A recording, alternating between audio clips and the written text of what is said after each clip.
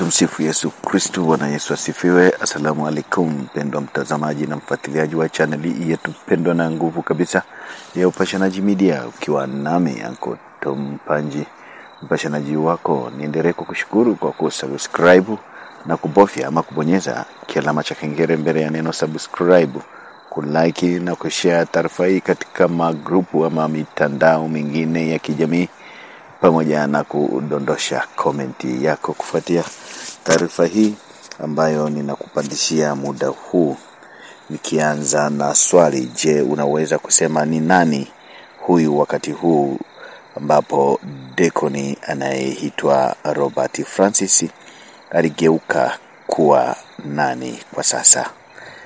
Maisha yamejaa siri nyingi sana ambazo wakati tu unaonesha ni swala la muda.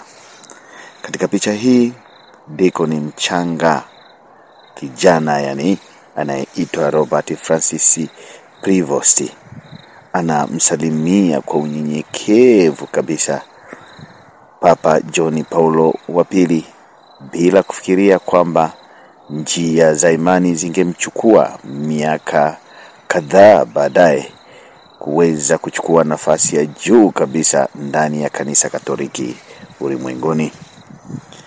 Na sasa ndiye Papa Leo wa 14.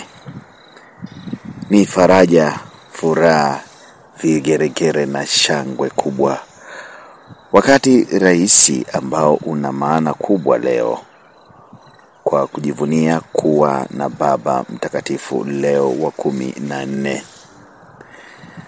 Kwa sababu wakati mwingine mwanzo mnyenyekevu ni mwanzo tu wa nafasi kubwa.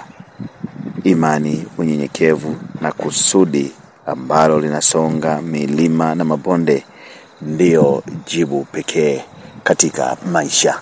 Na mpendwa mtazamaji na mfuatiliaji wa chaneli yetu pendwa na ya nguvu kabisa ya Upashanaji Media, kifupi U Media, kumbuka upo nami Uncle Tom Panji, mpashanaji wako. Saluti sana kwa kuendelea kusubscribe, kulike na kushare pamoja na kudondosha komenti yako kufuatia taarifa hii ya Baba Mtakatifu Leo wa 14. Enzi hizo ambapo haijulikani kama angeweza kuja kuwa Leo wa 14. Sina ziada. Asante, bye bye.